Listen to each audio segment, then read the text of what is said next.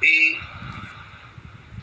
आचार्य द्विवेदी जी ने बहुत अच्छा सत्संग दिया। दाता दयाल के शब्द का मर्म आपको बताया। उससे पहले हमारी माता जी ने, शर्मा माता जी ने जो सत्संग दिया वो बहुत उच्च कोटि का था। सत्संग सभी अच्छे होते हैं क्योंकि वो संतों के मुंह से निकलते हैं, लेकिन हम उसमें से कितना ग्रहण कर पाते हैं, हमारे ऊपर कितना असर होता है। सत्संग मिश्री का पूजा होता है, गुड़ की भेली होती है, जिधर से खाओ उधर से ही मीठा होता है। लेकिन शर्त ये है कि हमारा जायका ना बिगड़ा हुआ, यानी हम संसार, अभी इन्होंने कहा ना देवी जी ने कि संसार को बाहर छोड़ के आओ। अगर सत्संग में भी संसार है तो फिर सत्संग की बात समझ में नहीं आती। हजूर सब्दानंद जी महाराज कहते थे कि काल सत्संग में आकर के भी बैठ जाता है। काल नहीं चाहता कोई जीव उसके चंगुल से बाहर जाए, इसलिए वो सत्संग में आकर के जो सत्संग सुन रहे हैं उनके मन में भ्रांति भ्रम पैदा कर देता है। कुछ तो ऐसा करते हैं, ये क्या सत्संग है यार, मैं तुम्हें अच्छी बड़ी दाढ़ी वाले के पास, बड़ी पहुंचे हुए संत के पास ले चलता हूँ, और सत्संग होता है। ये सब क्या है? ये काल की हेरा फेरी है। ये मन की चंचलता ही हमें सत्संग के वचनों को नहीं सुनने देती, वरना सत्संग तो पारस है। गुरु के वचन तो पारस हैं। पारस में और गुरु में यही अंतर हो जहाँ पारस तो कंचन करे और गुरु कर ले आप सुनो। पारस तो लोहे को कंचन बनाता है, सोना बनाता है, अपने जैसा नहीं बनाता। लेकिन गुरु अपने जैसा ही बना लेता है। कैसे? अभी हम सब भिखारी की तरह से मांगते हैं गुरु से, संसार मांगते हैं, गुरु से बहुत कुछ मांगते हैं, और गुरु भी देता है, खुशी खुशी देता है। बल्कि गुरु तो कई बार ओपन ऑफर देता है, मैं आपको 1 मिनट देता हूँ, आप मन में एक इच्छा रख लो, वो पूरी हो जाए। क्यों? क्योंकि गुरु चाहता है कि तुम्हारी इच्छा पूरी हो और तुम सही मार्ग पर आओ। जब तक पूरी नहीं, मुझे कहते थे पुष्करनाथ जी महाराज कि राजेश, जो सत्संगी होते हैं उनको जबरदस्ती 2 महीने के बच्चे के मुंह में रोटी ठूंसता है, जबरदस्ती उनको सत्संग दे दे करके इतना ज्ञान देता है कि वो हजम ही नहीं कर पाते। उन्होंने एक दिन उदाहरण दिया कि छेरा में 2 औरतें चली सुबह 4 बजे गांव से, 10-12 किलोमीटर गांव था। 12 बजे उन्होंने टेलीफोन किया केदार जी को कि वो औरतें पहुंची, तो वो नहीं पहुंची। जब सत्संग खत्म हो गया 1 बजे, तब वो पहुंची। तो सब्दानंद जी ने क्या किया कि पहले इन्हें खाना खिलाओ, पहले इन्हें पानी पिलाओ, तब उसके बाद कोई और बात कि अपने आप ने खाना नहीं खाया तब तक उनको खाना खिलाया। तो गुरु क्या करता है, किसी को भूखे भजन न हो कृपाला, गोपाला ये रखी तेरी कंठी। गुरु पहले उसको गुरु अर्थ देत, गुरु धर्म देत, गुरु काम मोक्ष देने, गुरु महिमा समझे न ऋषि मुनि, शिव सारद शेष निवार, संसार असार जिपीत छुटी, गुरु भक्ति सब कुछ। गुरु सब कुछ देता है, गुरु देने ही आया है, लेकिन गुरु से तुम कुछ मत। अगर गुरु से मांगना है तो गुरु का प्रेम मांगे, क्योंकि प्रेम के अंदर सब कुछ आ जाता है, गुरु ही आ जाता है, गुरु ही परमात्मा है, प्रेम ही परमात्मा है, परमात्मा ही प्रेम। तो अभी माता जी ने बताया कि गुरु मुक्ति देता है, लेकिन मुक्ति क्या है ये मैं बता। गुरु मुक्ति देता है, गुरु बहुत कुछ देता है, और गुरु कहता है कि मैं अपनी जेब से किसी को कुछ नहीं देता। लेने वाले ले लेते हैं अपने श्रद्धा और प्रेम। देखो गुरु की महानता देखो, सब कुछ देना दाता होकर के भी वो कहता है कि मैं कुछ नहीं देता, तुम ले लेते हो। वो लेने वालों को इज्जत बख्शते हैं कि चेला जितना समर्पित होगा, जितना दीन होगा, जितना आतुर होगा, जितना तड़प उसके अंदर होगी, वो गुरु से ले लेता है। बाबा फकीर कहते थे, नाम दिया नहीं जाता बाबलो, नाम लिया जाता है, यानी छीना जाता है। कुछ कन्हा जी भी कहते थे कि एक नाम तो गुरु देता है जो एडमिशन करने के बराबर है, और दूसरा नाम, ये तो वर्णात्मक नाम है, और जो धुनात्मक नाम है वो गुरु से छीनना पड़ता है। कैसे? गुरु की सेवा करो, गुरु को प्रसन्न करो, गुरु की का आशीर्वाद लो, तो धुनात्मक नाम प्रकट होता है। गुरु का रूप प्रकट होगा तो अंदर में प्रकाश पैदा होगा, सब पैदा होगा। छीनना इसी कहते हैं। तो गुरु मुक्ति भी देता है, लेकिन गुरु को मुक्ति प्रदान करने वाला समझ करके गुरु के साथ मत लगना, क्योंकि गुरु तो मुक्ति से भी आगे की चीज देता है। रह जाती है, मैं थोड़ा ना कह रहा, मुक्ति की नहीं चाहा मन में भक्ति प्यारी ला, ये भी वही कह रहे हैं कि मुक्ति से भी बड़ी है भक्ति, और प्रेम तो सबका टॉप है।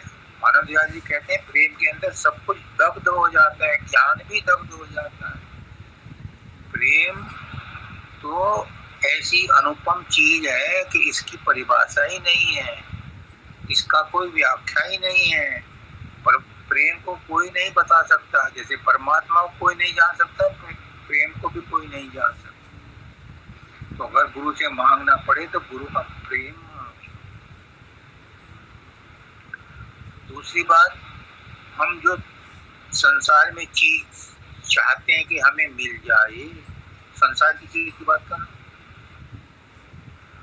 तो जो संसार में चीज आपको चाहिए वो देने वाले के ऊपर डिपेंड करती है कि वो देना चाहता है कि नहीं देना चाहता।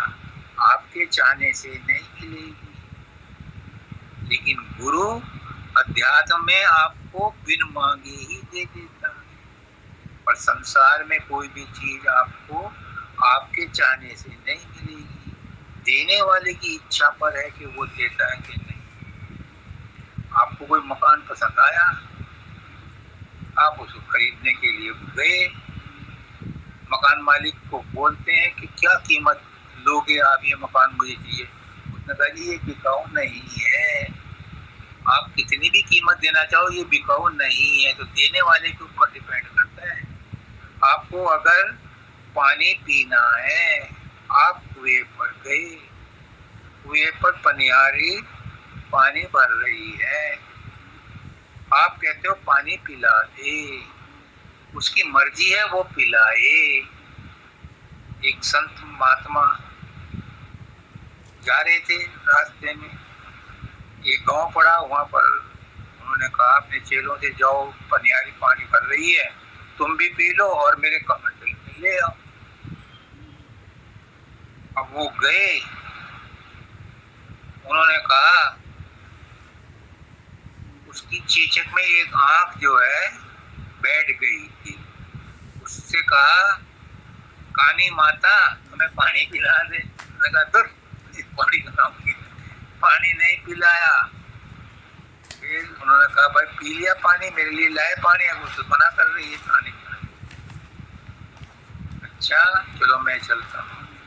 उसने कहा, माता आप बहुत दयालु हो, देखो कुदरत ने कितना अन्याय किया आपके साथ, आपकी चेचक में एक आंख चली गई। हाँ बाबा ऐसा ही हुआ था, माता आपको बहुत कष्ट होता होगा, हम प्यासे हैं, हमें पानी पिला दो। उसने पानी पिलाया, बड़े प्यार से पिलाया। तो देने वाले के ऊपर डिपेंड करता है कि आपको इच्छित वस्तु मिलती है कि नहीं मिलती और आप कैसे मांगते हो। पर अध्यात्म में ये लेने वाले के ऊपर है कि गुरु की किस तरह से खुशामद करे या गुरु की किस तरह से सेवा करे और गुरु प्रसन्न होकर के उसको क्या दे। अब अभी इन्होंने बोला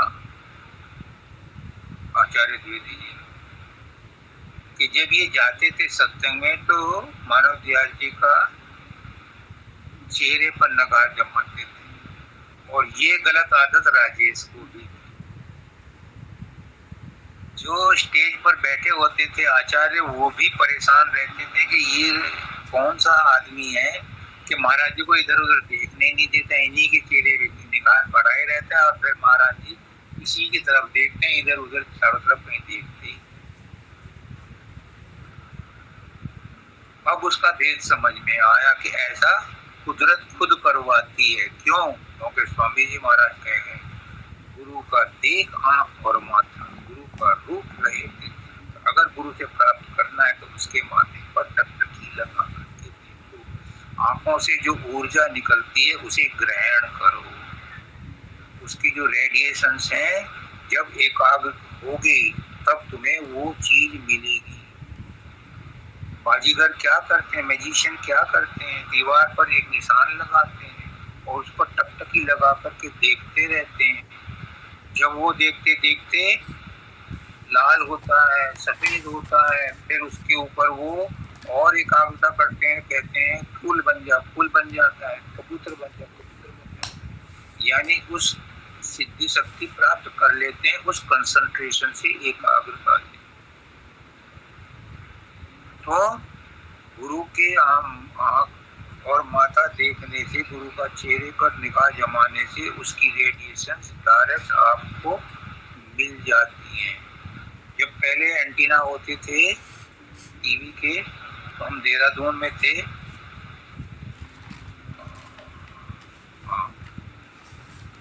तो वहां पर मसूरी में टावर लगा होता तो एंटीना को मसूरी की साइड में करके रखते थे ताकि वो उसके वेव्स को कैच कर ले।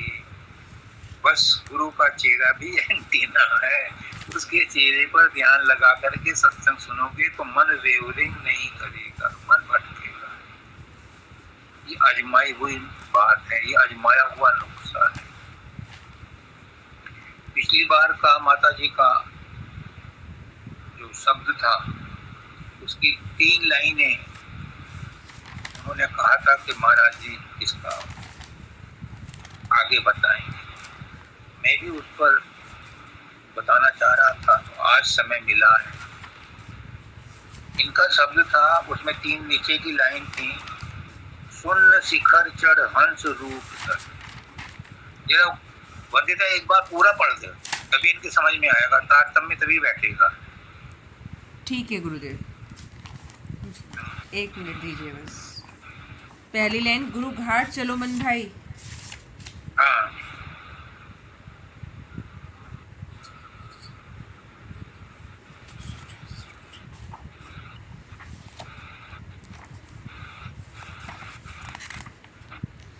हाँ जी, राधा स्वामी। राधा।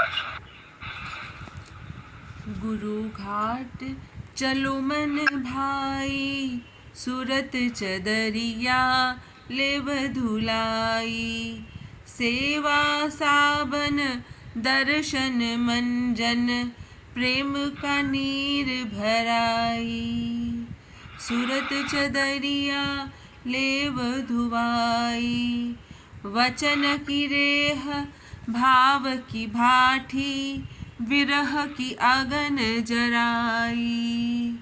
भक्ति नदी जहाँ निस दिन बहती, मलमलता में मैल गवाई। सूरत चदरिया लेव धुलाई, उज्जवल निर्मल हुई सूरत जब, ओढ़त मन अब अति हर खाई। चला गगन पर मिला शब्द संग, चढ़त चढ़त त्रिकुटी ढिंग आई। सुन्न शिखर पर चढ़ हंस रूप धर, महासुन्न छवि और ही पाई। सूरत चदरिया ले वो धुलाई, भंवर गुफा पर सोहम सोहम, सतलोक सत सोहम गाई। और अलख अगम को देखत देखत, राधा स्वामी चरणन जाए समाई। सूरत चदरिया ले वो धुलाई। राधा स्वामी। राधा। तो ये 3 लाइन बाकी का तो इन्होंने बता दिया था। अब ये 3 लाइनें हैं, इनके बारे में जो गुरु चाहता है कहलवाना वो सुनो, क्योंकि गुरु का ही शब्द है, गुरु ही बोलने वाला है, गुरु ही सुनने वाला है। कर्म धर्म सब गुरु के अर्पण है, कोई अहंकार किसी का नहीं है, वो अहंकार भी गुरु का ही है। तो गुरु क्या कहना चाहते हैं, इसमें क्या कह रहे हैं? सुन शिखर चढ़ हंस रूप। जब हम साधन अभ्यास करते हैं तो सबसे पहले त्रिकुटी पर ध्यान लगाते, सबसे पहले हम तीसरे तिल पर ध्यान लगाते। क्यों? क्योंकि तीसरे तिल पर हमारा फील्ड ऑफिस है आत्मा का। फील्ड ऑफिस ऐसा होता है कि मैंने देखा है जब डैम वगैरह बनते हैं तो अपने एग्जीक्यूटिव इंजीनियर का ऑफिस प्लेन में होता है, अपने स्थान पर होता है, लेकिन फील्ड ऑफिस वो वहां रखते हैं जहां उनका वर्क चल रहा होता है, उसको निगरानी करने के। तो आत्मा का हेड ऑफिस तो यहाँ है, लेकिन फील्ड ऑफिस वो यहाँ रखे हुए है, क्योंकि यहाँ से सारे शरीर में रग रग में फैली हुई है, यहाँ पर उसका कंट्रोल होता है। सारे शरीर में फैली हुई है, लेकिन फील्ड ऑफिस का यहाँ है। तीसरे तिल पर हम जब गुरु कहता है कि वर्णात्मक नाम का जाप करो, अजपा जाप करो, तो हम कंसंट्रेशन करते हैं तीसरे तिल पर। फिर जब यहाँ पर कंसंट्रेशन बढ़ जाता है तो अंदर में ऊर्जा पैदा होती है, ऊर्जा एकत्रित होती है, एकाग्र होती है, उसकी शक्ति बढ़ जाती है, विल पावर बढ़ जाती है, तो वो ऊपर चढ़ने शुरू होती है। लेकिन बाबा फकीर कहते हैं कि जिसके अंदर बुरी भावनाएं होंगी, जिसके अंदर दोष होंगे, ईर्षा द्वेष होंगी, उसकी वही वृत्ति तेज हो जाएगी। इसलिए वो कहते थे गंजे को न खून नहीं देते, गुरु हरे को नामदान नहीं देता, पहले उनसे सेवा कराता है, क्योंकि सेवा से एक भावना जागृत होती है गुरु की। शुरू में ही उनको साधन अभ्यास नहीं बताते। हमारे पुष्करनाथ जी भी कहते थे मेरे पहले 5 सत्संग सुन लो तब नाम। क्यों? उसको एटिकेट आ जाए, उसको रहने का अनुशासन पता चल जाए कि सत्संग क्या होता है। तो जब यहाँ से वो तरक्की होती है, विल पावर बढ़ती है, तो वो उसको अंदर कुछ आवाजें आती हैं, जैसे झिंगुर की आवाज आती है, ये पहली है। फिर उसके बाद और आवाज में परिवर्तन होता है, जैसे मंदिर के घंटे की आवाज होती है, तो वो समझ लो कि वो सहजल कमल में आ रहा है, उसकी रसाई सहजल कमल तक हो रही है। फिर जब वो और गहरी अभ्यास में जाता है तो वो त्रिकुटी में पहुंचता है। अभी उन्होंने ऊपर पढ़ा ना, त्रिकुटी में पहुंचता है। तो त्रिकुटी में ओम ओम या बम बम या बादलों की गर्जन जैसी आवाज आती है। मुझे मानव दयाल जी ने कहा जरूरी नहीं कि हर सत्संगी उन सब अवस्थाओं से गुजरे। गुरु अपने बल पर, अपने युक्ति से बंद डब्बे में भी अपने शिष्य को मंजिल पर पहुंचा देता है। राजेश, अगर तू देहरादून से चलता है और रास्ते में रेलगाड़ी में डब्बे से नहीं उतरता, अपनी खिड़की नहीं खोलता, तो क्या तू दिल्ली नहीं पहुंचेगा, मुंबई नहीं पहुंचेगा? पहुंचेगा। बल्कि जो रास्ते में उतरते हैं, जो खिड़की खोलते बाहर का नजारा देखते हैं, धूल धपाल उनको लगती है, बच्चे रास्ते में गाँव में ईंट पत्थर फेंकते हैं, उनको वो भी चोट लग जाती है। और जो रास्ते में हर स्टेशन पर उतरते हैं, चाय पीते हैं, संतरे खाते हैं, समोसे खाते हैं, वो वहीं कई बार रह भी जाते हैं। इसलिए गुरु जरूरी नहीं है कि हर सत्संगी को सर मंजिल पर का तजुर्बा कराए। और वो कहते थे कि इन मंजिलों पर बड़ी बड़ी रिद्धियां सिद्धियां हैं, अगर उनमें वहां अटक गया तो उसकी आगे की तरक्की रुक जाती है। इसलिए सरसरी निगाह से गुरु के मार्गदर्शन में इनको पार करते चलो। और अगर ये नहीं है तो भी जरूरत नहीं है घबराने की, क्योंकि गुरु तुम्हारे साथ है। गुरु बंद डब्बे में भी तुम्हें मंजिल पर पहुंचा सकते हैं। तो जब त्रिकुटी पर पहुंच जाते हैं तो त्रिकुटी पर मन का ओरिजन है, यानी ब्रह्मांड में ही ब्रह्म रहता है और मन ब्रह्म का बच्चा है, ब्रह्म का एजेंट है, ब्रह्म का से ही मन निकलता है। तो अपने निवास स्थान पर जाकर मन आराम करता है। आराम करता है तो इसकी पकड़ ढीली हो जाती है और आत्मा इसके चंगुल से छूट करके सुदेशी शून्य में पहुंचती है। तो ये लाइन बता रही है कि शून्य शिखर चढ़ हंस रूप। जब शून्य में पहुंच जाते हैं तो वहां पर मन नहीं रहता, मन की अकड़ नहीं रहती। फिर क्या हो जाता है? वो हंस बन जाता है। वहाँ मानसरोवर है और मानसरोवर में हंस रहते हैं, और हंस क्या करते हैं? मोती चुगते हैं, वो कंकड़ पत्थर नहीं खाते। तो वहां वो शून्य में जाकर के वो शून्य को कहते हैं 10वां द्वार। व्यास वाले बहुत जोर देते हैं 10वां द्वार लंघो तो आगे मालिक खड़ा मिलेगा। तो यानी शून्य तक तो जाओ, लेकिन शून्य के आगे महाशून्य है। महाशून्य में घूप अंधेरा है, कुछ दिखाई नहीं देता। वहां पर आत्मा का प्रकाश अपने आप में इतना जबरदस्त होता है कि उस प्रकाश में चकाचौंध होती है। अगर आप नंगी आंखों से सूरज को 5-7 मिनट देखो और फिर कमरे में आओ तो कुछ दिखाई नहीं देगा, क्योंकि वो चकाचौंध हो जाता है। तो वहाँ महाशून्य में गुरु अपनी शक्ति से, अपने बल से उसे निकाल करके भंवर गुफा में ले जाता। महाशून्य सभी छोड़ और नहीं पाए। महाशून्य की छवि को कोई बयान नहीं कर सकता, क्योंकि वहाँ सब कुछ गुम हो जाता है। कुछ दिखाई नहीं पड़ता। फिर कहते हैं सोहम गुफा पर नहीं, भंवर गुफा पर सोहम। मानव दयाल जी ने मुझे पहली बार में बनवारीपुर में जब दशहरा पर नामदान दिया था 1982 में,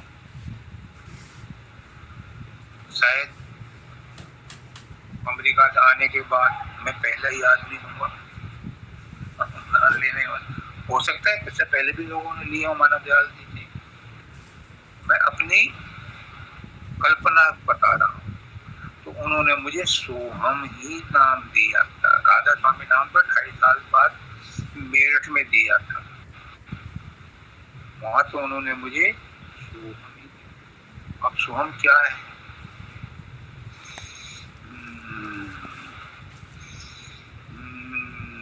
वो कहते थे कि आपकी सांस 1 मिनट में 16 बार 18 बार सोहम सोहम बोलती है। इस सोहम का मतलब मैं वही हूँ, मैं वही हूँ, मैं वही। ये सोहम की बंसी भंवर गुफा में सुनाई पड़ती है। भंवर गुफा एक ऐसा नाका है जहाँ से आगे सतलोक है और पीछे ब्रह्मांड। ये भंवर गुफा ऐसा पॉइंट है, ये इमिग्रेशन पॉइंट है। जैसे हमारे पासपोर्ट और वीजा होते हैं और उन पर जब दूसरी कंट्री में जाते हैं इमिग्रेशन की स्टैंप लगती है, तो भंवर गुफा हमारा इमिग्रेशन का सेंटर है। यहाँ पर जब हमारी सफाई हो चुकी होती है तब वो सतलोक में प्रवेश करती है। तो सतलोक सत सोहम, वो सोहम सोहम करती हुई मैं वही हूँ, मैं वही हूँ। यानी उसको इस बात का ज्ञान हो जाता है कि मैं शरीर नहीं हूँ, मन नहीं हूँ, आत्मा नहीं हूँ, मैं तो उसी परमात्मा की अंश हूँ, जहाँ से आई हूँ मैं वही हूँ। और जब सतलोक में पहुंच जाती है तो अपने पति के घर में, अपने पति के बेडरूम में पहुंच जाती है, तब वो सुहागन बनती है। सतलोक में पहुंच करके, क्योंकि शुरू में हमारी आत्माएं सब जितनी भी यहाँ संसार में हैं सतलोक से आई हैं। अनामी धाम से हमारी आत्मा नहीं आई। अनामी धाम से जो हमारी सूरत चली थी वो अगम लोक में आई, फिर वो अनामी धाम अलग लोक में आई, उसके बाद सतलोक में आई। सतलोक से आत्माएं या सूरतें संसार में आई। तो हमारा इस समय का डेस्टिनेशन क्या है कि हम सतलोक पहुंच जाएं, क्योंकि सतलोक से ही आई हैं हमारी आत्माएं। ये सूरत सीधी वहां से नहीं आई, ये 3 जगह रुक करके आई थी। तो सतलोक में पहुंचने के बाद हमारी सतलोक में कोई भी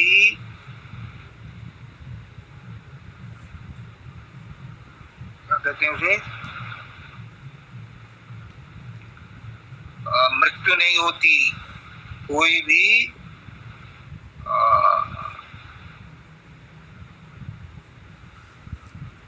प्रलय नहीं होती, महाप्रलय नहीं। सतलोक में कुछ नहीं, सतलोक में सब स्टेबलाइज है, सब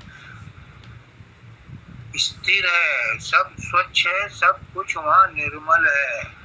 वो निर्मल देश का नापा है, उसके ऊपर निर्मल देश शुरू होता है, फिर अलग में जाता है, अगम में जाता है, फिर अब राधा स्वामी धाम में पहुंचता है। तो हमारा पहला टारगेट क्या है कि हम किसी तरह से गिरते पड़ते सतलोक पहुंच जाए। गुरु हमें सतलोक में ले जा करके छोड़ता है। जो उसमें उन्नत आत्माएं होती हैं, जिनका साधन अभ्यास और अच्छा होता है, जिनके सारे कर्म धुल चुके होते हैं, उन्हें गुरु वहां से सतलोक का जो सत्य पुरुष है वहां से आगे जाने की परमिशन देता है। लेकिन सतलोक में पहुंच गए, सचखंड में पहुंच गए, तो आप ये समझो कि आपको आवागमन से मुक्ति मिल। मुक्ति क्या है, इसके पीछे इतना भागते हो, इसका इतना क्रेज है, कुछ नहीं है। कुछ कन्हा जी ने सिंपल शब्दों में कहा कि कर्मों से की टोकरी खाली हो जाए, इच्छाओं की टोकरी खाली हो जाए, बस यही मुक्ति है। किससे मुक्ति चाहोगे? प्यास लगी पानी पी लो, मुक्ति मिल गई प्यास से। रोटी की भूख लगी, रोटी खा लो, रोटी की भूख से मुक्ति मिल गई। कपड़े नहीं है, कपड़े पहन लो, ठंड हो रही है, आग के पास बैठ जाओ, गर्मी बहुत लग रही है, पेड़ के नीचे बैठ जाओ, नहीं तो एसी में बैठ जाओ तो गर्मी से मुक्ति। लेकिन असली मुक्ति क्या है कि अपनी इच्छाएं समाप्त हो जाएं, अपने कर्मों की टोकरी खाली हो जाए, तो ये मुक्ति है। लेकिन ये फाइनल नहीं है। उसका नाथ जी ने बड़े अच्छे शब्दों में कहा, दाता दयाल ने भी कहा, मुक्ति की नहीं चाह मन में भक्ति प्यारे, मुक्ति की भी चाह नहीं है। क्यों? मुक्ति वन टाइम एक्शन है। मुक्ति मिल गई और फिर तुम गाफिल हो गए, परमात्मा से दुआ सलाम, कोई गुड मॉर्निंग करने नहीं जाता परमात्मा। इसीलिए तो हमें संसार में भेजा था उसने कि ये लोग सतलोक में रहते हुए कभी दुआ सलाम करने नहीं आते, इन्हें संसार में भेजो, जरा वहां जाके दुखी होंगे और फिर तड़पेंगे, फिर मेरे पास आएंगे तो इन्हें मेरी कदर पता चलेगी। लेकिन हम ऐसे अलमस्त हैं कि यहाँ संसार में आके दुख सुख सहते हुए भी यही खुश हैं, कोई जाना नहीं चाहता अपने देश वापस। स्वामी जी महाराज कहते हैं, पराए देश क्यों रहना, अपने देश चलो भाई, पराए देश क्यों। लेकिन कोई जाना नहीं चाहता। बहुत कम लोग हैं जो यहाँ से जाना चाहते हैं। मैंने देखा था जब मैं दिल्ली जाता था ट्रेन में, एक सीए के यहाँ मैंने काम शुरू किया था दिल्ली में शुरू। एक आदमी था, रोज देखता था मैं उसे, वो उंगलियों के पुरवों के बीच में माचिस की तिल्लियां घुसाता था 10 उंगलियों में, और थोड़ी देर बाद उनको अंदर घिसकाता रहता था। उसे दर्द होता था, लेकिन उसे दर्द में मजा आता था। हम क्या कर रहे हैं? हम भी यही कर रहे हैं। रोज कोई ना कोई संसार की घटना हमें दुखी करती है और फिर भी हम संसार से चिपके बैठे। एक लेडी आई महाराज जी के पास कि मेरे बहू के बच्चा नहीं, एक बच्चा दे। महाराज जी चुप रहे क्योंकि वो सब पहचान लेते हैं। उसी समय दूसरी एक औरत आई 15-20 मिनट बाद, ये बैठी हुई इंतजार ही कर रही कि महाराज जी से प्रसाद मांगूंगी। दूसरी एक आई कि महाराज जी मैं बहुत दुखी। क्या हुआ? अब मेरे 2 पोते हैं, कोई रोटी को नहीं पूछता, बेटा तो पूछता ही नहीं, पोते भी नहीं पूछते। अब महाराज जी ने कहा उस वाली से जो पोता मांग रही थी, बता जिसका है वो खुश है क्या? वो सुखी है क्या? तू मांग रही, तू खुश हो जाएगी क्या? तुझे मिल जाएगा क्या? जो मिला हुआ है, जो प्राप्त है वही पर्याप्त है। मत मांगो, मांगोगे मिलेगा, लेकिन दंड के साथ मिलेगा। और दंड इस बात का कि तुमने मालिक पर अविश्वास करके अपने बाप से ज्यादा मांगा, इसलिए मत मांगो। और अगर मांगना पड़े तो गुरु से भक्ति मांगो, प्रेम मांगो, गुरु से गुरु को मांगो, सब कुछ। आगे कहते हैं, अलग अगम को देखत देखत राधा स्वामी चरणन जाय समाय। जब ये किसके लिए कहा है? जो सतलोक में पहुंच गई है सूरत, वो कह सकती है ये, मैं तुम नहीं कह सकते अभी, क्योंकि हम उस अवस्था में पहुंचे ही नहीं।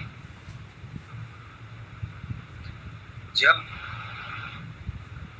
किसी की शादी हुई लड़की की और वो अपने ससुराल से वापस आई पीहर में, उसकी सहेलियां पूछती हमें बता क्या हुआ सुहागरात। कैसे बता दे? पहले तो शादी कर लो, तब तुम उसका पता पत मालूम करना। ऐसे ही पहले सतलोक पहुंच जाओ, अलग अगम अनामी को तब महसूस करना। अभी बताने से नहीं बात बनती। बाबा फकीर ने कहा है कि सब संत चुप हो गए, मैं भी चुप हो जाता हूँ। स्वामी जी महाराज भी कह गए कि इन तीनों स्थलों का, स्थानों का, मुकामों का वर्णन किसी ने नहीं किया, मैं भी चुप है। ये जेन्युइन है, सही है, इसका अता पता बता दिया, लेकिन तुम इनके बारे में जानकारी प्राप्त करके क्या कर लोगे? एक दिन पुष्करनाथ जी के पास एक आदमी आया, मैं पहले जन्म में क्या था? उन्होंने कहा क्या करेगा, पूछ के कुछ चेंज कर लेगा तू उसे? या तू अगर भविष्य के बारे में पूछना चाहता है कि मैं क्या बनूंगा, तो क्या करेगा पूछ के? क्या भविष्य को बदल देगा? जो है उसी में सब्र कर। नहीं फिर भी बता दो, अब तो उल्लू था, बता कहने का मतलब है कि अलग, अगम और अनामी क्या है, इसके बारे में लिटरेरी ज्ञान प्राप्त करके हमें क्या मिलेगा? हमारी मंजिलें पहले सतलोक में पहुंचो। फिर भी सुन लो, अलग में सतलोक के बाद पहुंचते अलग। अलग क्या है? जो देखा ना जाए, और देखा क्या नहीं जाता? मन। तो यहाँ मन जो है वो देखा नहीं जाता, इसको अलग कहते हैं। ये निर्मल देश का सतलोक जागृत है, निर्मल देश का, और अलग स्वप्न है, अगम सुसुप्ति है, और अनामी धाम उस निर्मल देश का चौथी अवस्था है। इतना ही इशारा काफी है कि अलग में जब होते हैं वहां कुछ दिखाई नहीं देता, मन वहां पर अपना ही खेल दिखाता है। तो अलग में भी सूरत अपना ही खेल खेलती है, वहां कुछ और नजर नहीं आता। मानव दयाल जी ने लिखा है कि वहां पर प्रकाश ही प्रकाश होता है, और इसलिए उस प्रकाश में कुछ दिखाई नहीं देता। अगम में कहते हैं कि वहां चला नहीं जाता, वहां शब्द ही शब्द है। और अनामी धाम में कुछ भी नहीं है, बस है बना है। बाबा फकीर कहते हैं जब मैं वहां पहुंच जाता हूँ तो मैं गुम हो जाता हूँ। क्यों? इसका कारण है। क्या कारण है?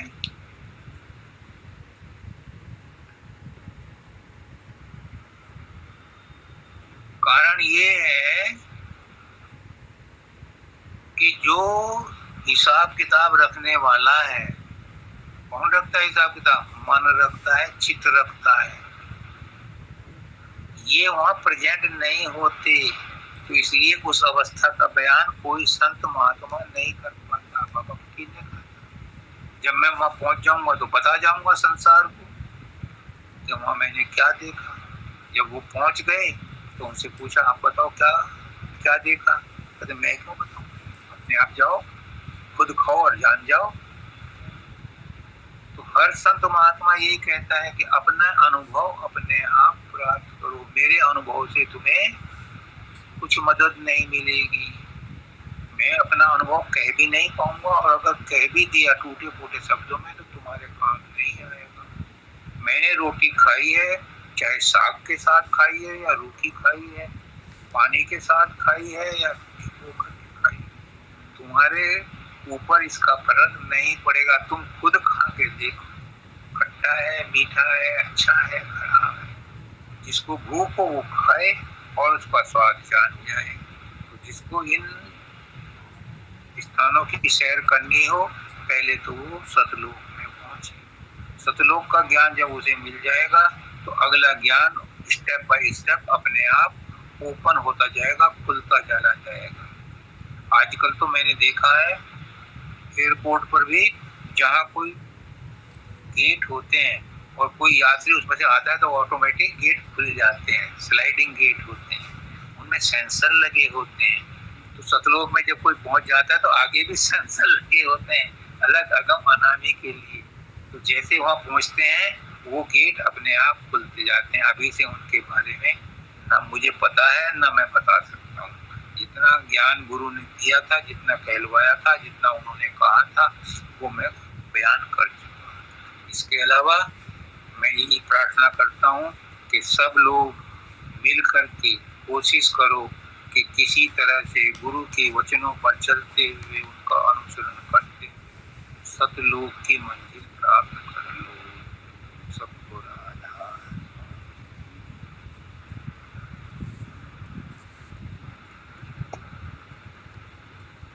आरती। हाँ जी, राधा स्वामी जी। राधा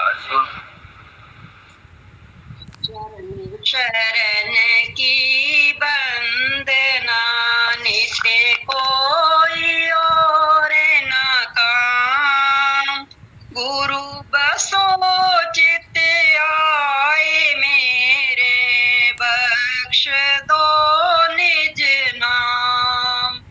तेरी शरणागत हुआ फिर किसकी राखूं आस, आस तो तेरी दया की, जग से रहूं उदास। रूप ध्याऊं नाम गाऊं, शब्द राता मन, तो जाम तेरा ही सुमरन, भाग मेरा धन। निज कार्य कमल धर लिया है चरण लगाए, पतित पापी तर दिया, गुरु शरण तेरी आए। मुक्ति की इच्छा मन में भक्ति प्यारी लाग, राधा स्वामी की दया से भाग्य पूर्ण जाग।